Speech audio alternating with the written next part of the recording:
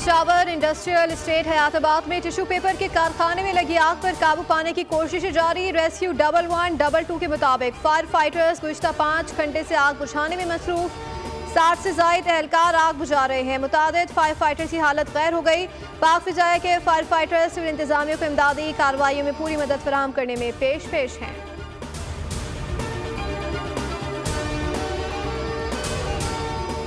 और सऊद, साजिद और नमान अंग्रेजों के लिए तूफान। पाकिस्तान ने इंग्लैंड का घमंड तोड़ दिया। बैटिंग, बॉलिंग, फील्डिंग तीनों शो में शाहीन छाए रहे।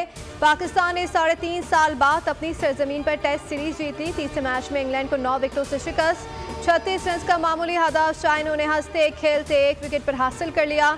पाकिस्तानी स्पिनर से इंग्लिश बल्लेबाजों को चकरा कर रख दिया। इंग्लैंड की पूरी टीम को लंच से कबल ही आउट करके पवेलियन भेज दिया।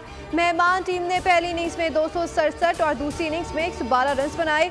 दोनों इनिंग्स में साजिद खान ने 10 और नमान ने 9 विकेटें हासिल की।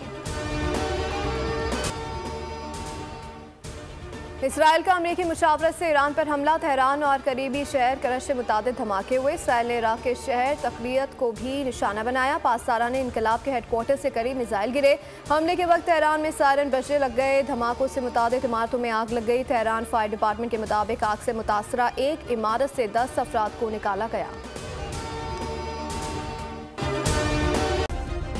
सब्सक्राइब करें और बेल दबाएं ताकि कोई खबर रह न जाए।